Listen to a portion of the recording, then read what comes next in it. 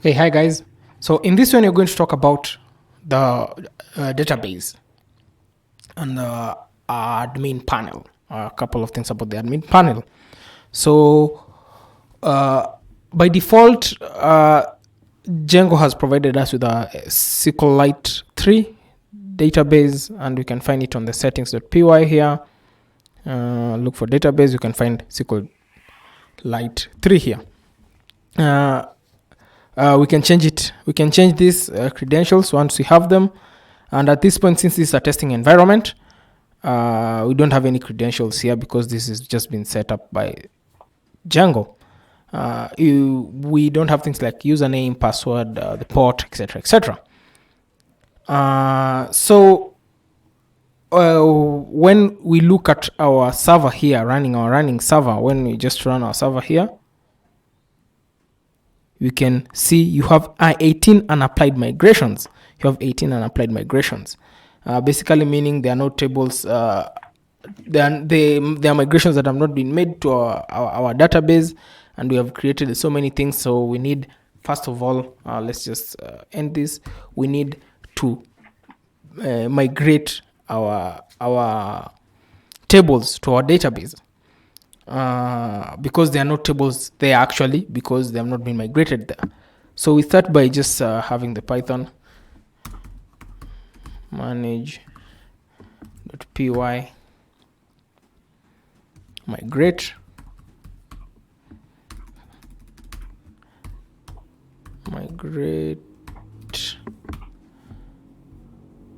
enter, and it has made all the migrations.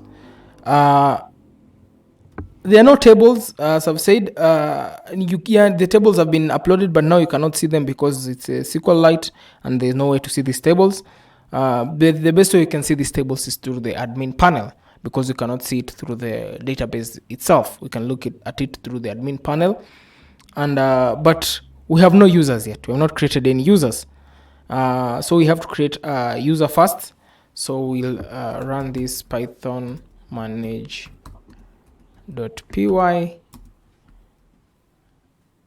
create super user, enter. So I leave blank to use Ngangaria. I think Ngangaria is good. Okay, enter. Email, so we'll just use Ngangaruya 001 at gmail.com. Ngangaruya 001 at gmail.com. That's good. And for the password, I will type it out, but it will not show. It will not be visible, but enter. Type it again. Enter. This password is entirely numerical, no problem. Bypass password validation and create user anyway. Yes. Why? Okay. Super user created. Okay. Now, if we go back to our file here, go to port. There's a problem. We have not restarted our server again, so we just have to restart this server. Python manage.py run server, and come here, port, it's working, /admin, page not found. Okay, so if we cannot find the admin here and the port is there, so it means the server is running correctly and it cannot find this. And if you look at our here, admin not found, so the problem must be in our URLs. So we'll go to student database. We remember we created a URL twice, one that will copy things from the view and reflect things from the view, and then we had this one that had a path. And we can go to URLs here, and we can find only the one that is referring to the student's URL. So we have to have a admin path, and I think I deleted it by mistake. So how the admin path looks, it starts path to brackets, okay, put those admin slash comma here, admin dot site dot urls, add a comma at the end, save this, then we go back to our site, refresh this, and perfect. Our admin panel is here. Mine has already has something here because I've used Django a couple of times, so it is kind of remembering this.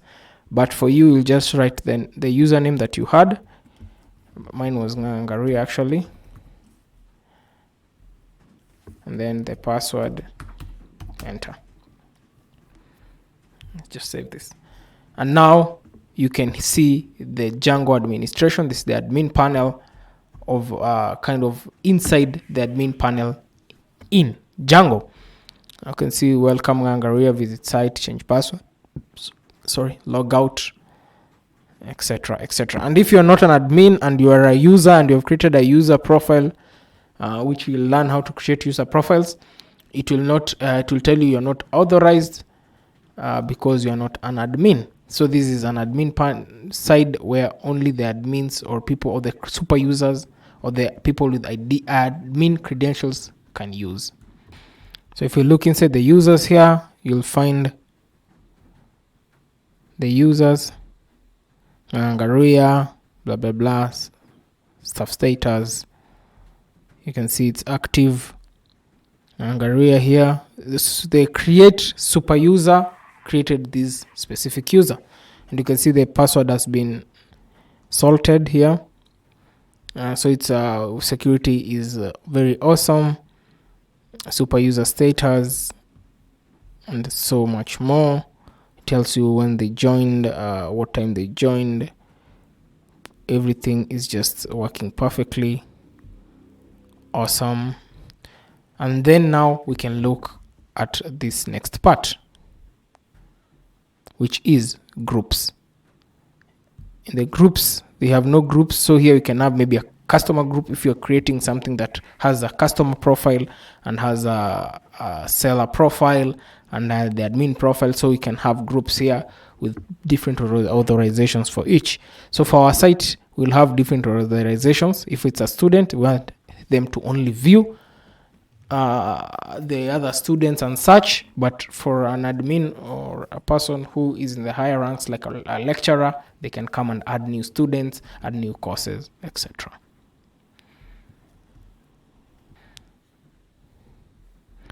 So we can create even a new user.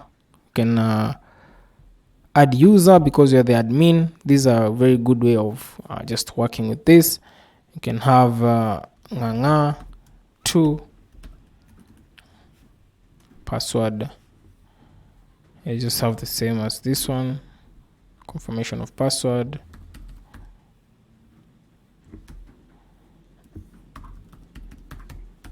Enter.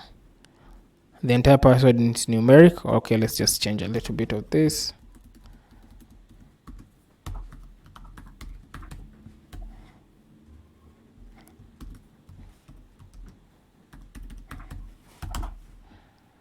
And we have now a new user.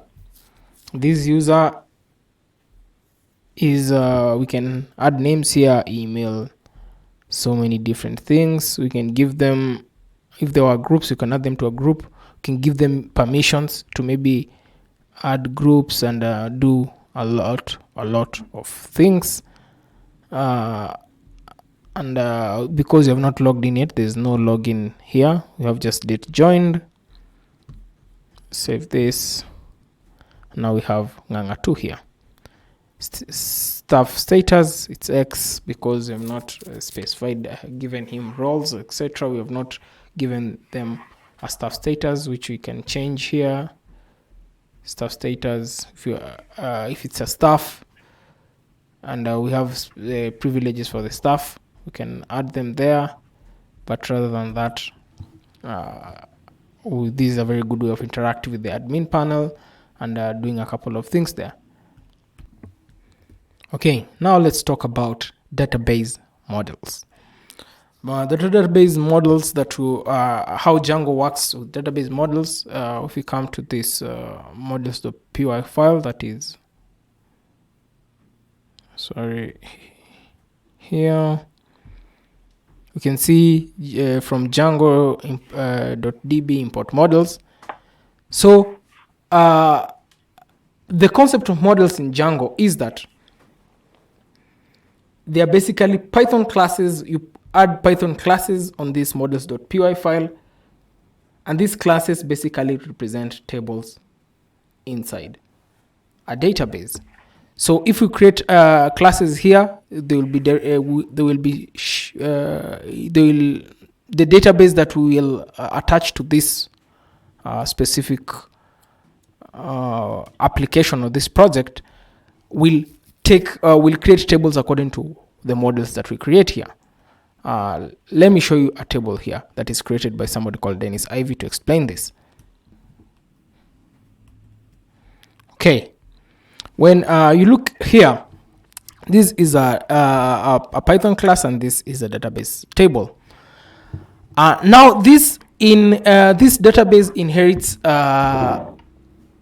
how you have created your class here. For example, if you create a class called products, and then the parameters inside the class are the ID, the name, and the price.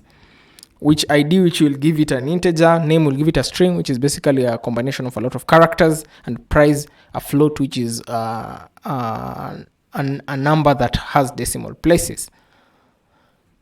When we create this model, it will create on our database, it will create a table that looks like this, which will have the ID, the name, and the price. If we add another product here like discount and call it also a float, it will and we save this, it will come and create on this database here, it will create another row called discount. If you add anything here, it adds another row. If we delete this price, it will delete this price, and that's how the Django model works with the database to create or create values and rows in the database that we have.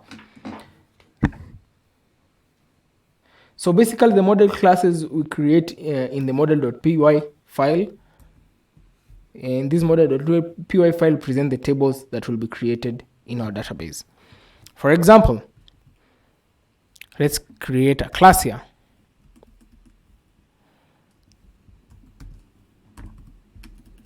Capital letters, class.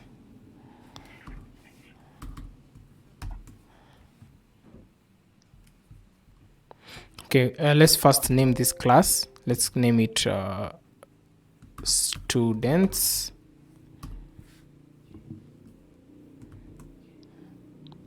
Then it will inherit from models.model. Make sure that M is capital.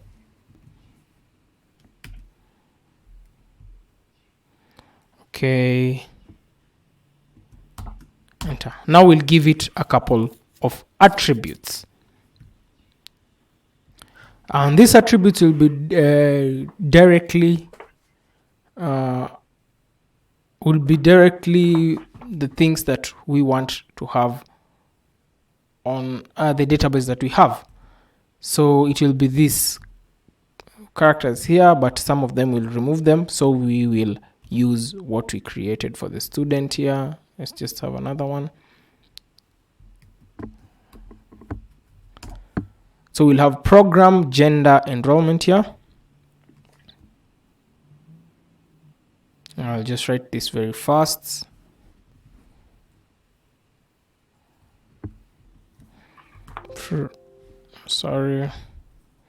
Program, gender,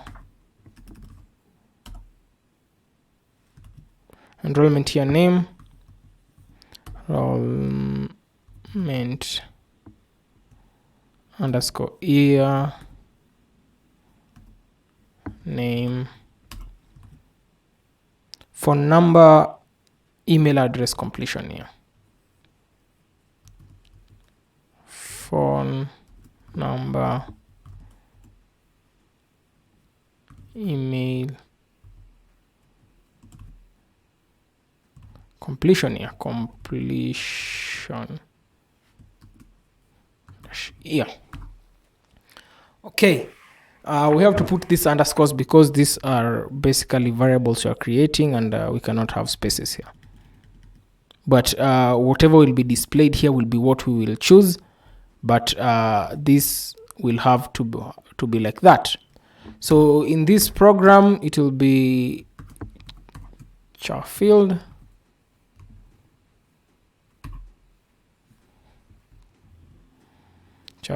bracket, then we will just have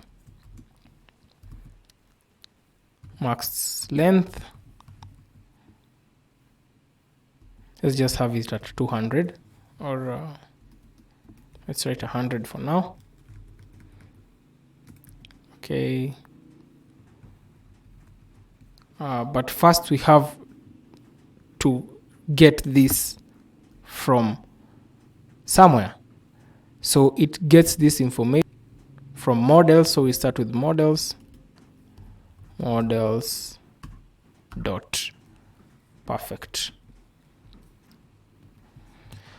So let me just write this out really fast. Let me just copy this. Equals this.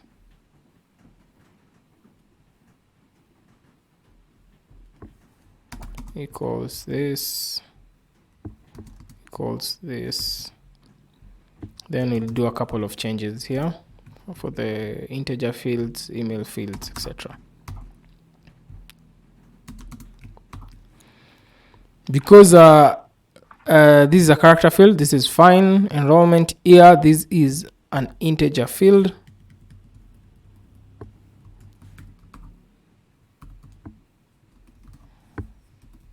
Integer field. Name is a character field. The phone number, we'll have it as a character field so that we have 07 something. Email will be email field. Well, let's just leave it at character field. Completion year will be integer field.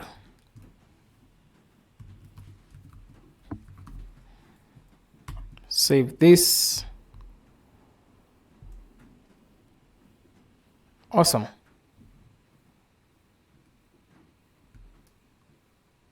Okay. So something else I want to add here is let's have null equals true. This will help us because some of the students might have names, but they don't have phone numbers or don't have emails, blah, blah, blah, so that Django does not throw us an error here. We just have null equals to true for all of this.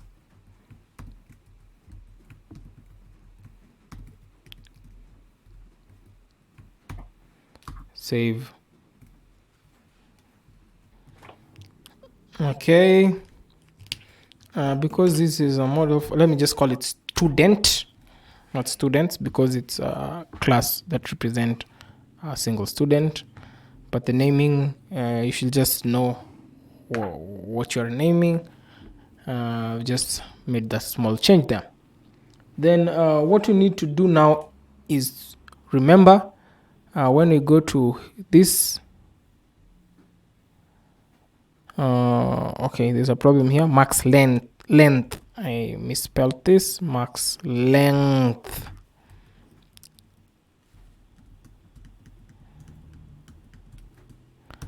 I just paste this real fast.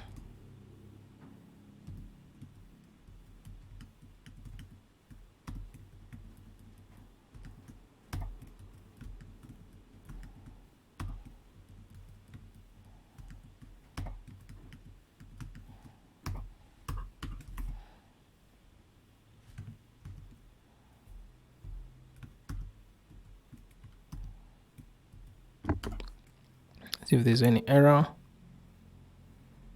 Okay, but we need now to we need to migrate things. But first, we need to run a different code before we do the migrate.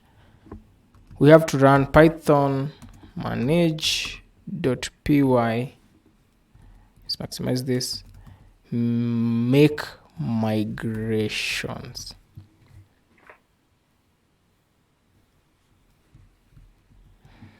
So what this command does, it basically preps our database for a migration that's coming, and we have to do this every single time we make any changes. So we can just do enter model created. Okay, they say they have ignored max length when using this because in the integer field this is not important. I think I'll just delete this. Sorry.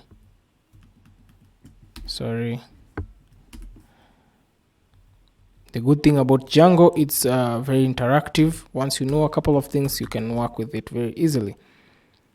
So make migrations.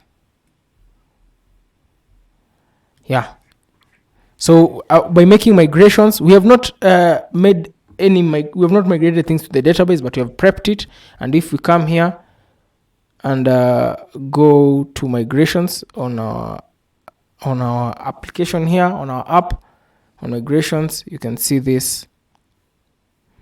And the second one is I just removed this and made it like that. So you can see these are migration that has been made, but not to the database. This is a preparation. So after this, we now have to run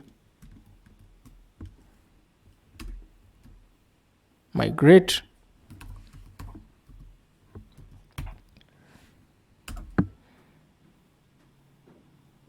Enter, and it has made the migrations. And now we can go back to this, go to the admin one, and we can just enter this. Oh, we need to run our server again. Let's just let me just run this server.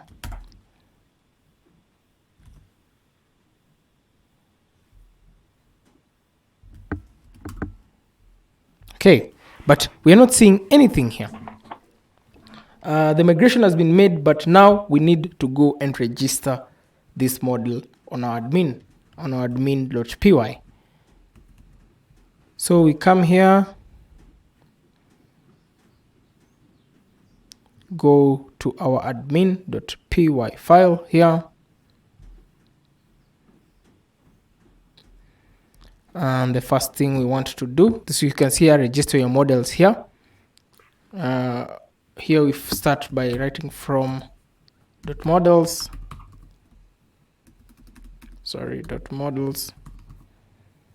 What we want it to do is import student. Enter. Then after this, we have to register it. Register this model. We do it by writing admin .site .register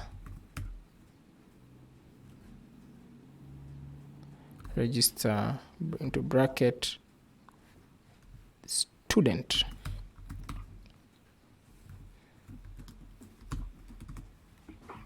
Save this, refresh this, boom. You can see now we have this student model here, and when you open it, there are no students yet, but when you add a student, you add the program, the gender, the enrollment year, the name, the phone number, the email, and the year of completion.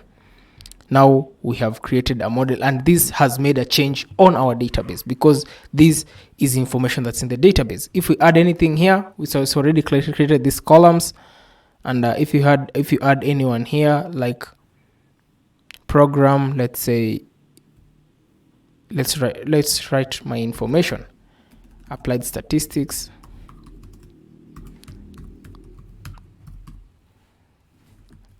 BSc, applied statistics, gender, male, enrollment year 2013, name, Angaria, phone number, email, can change maybe, no problem. Year of completion 2017. All right, let me just write 2022. Save this, and now we have a student here who is me. You can see you can add another one and another one and another one, and now you understand. And now this information has been stored in our database, and our models have created the tables on our database. Then now we can create all this. Okay, but you can see student object 1. We might want it to be maybe the student name here. And how to do that, because this is a class, so when you go back to our models, because this is a class, you can just add a function here, call it def dash screen underscore tr. Okay, tr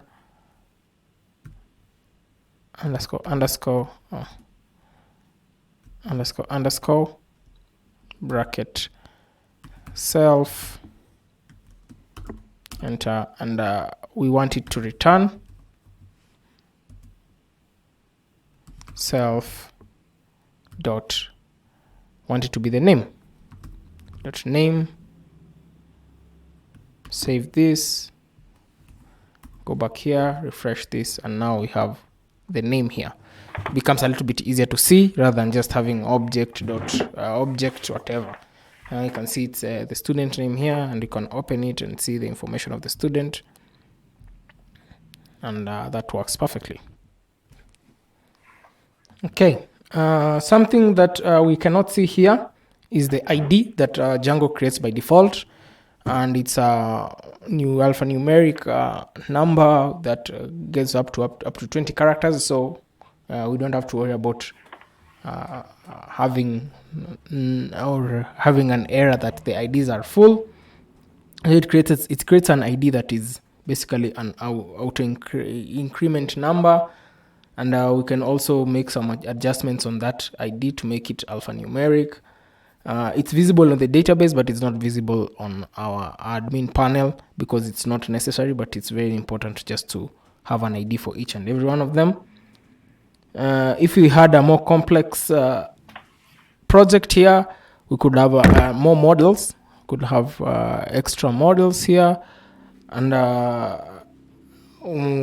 we could have like relationships. We could write the extra models here, and we could have maybe relationships on to many relationship. But this is a very simple project, and I think it's very good for you also to understand how it works. And so we have our model, and we've seen how it works.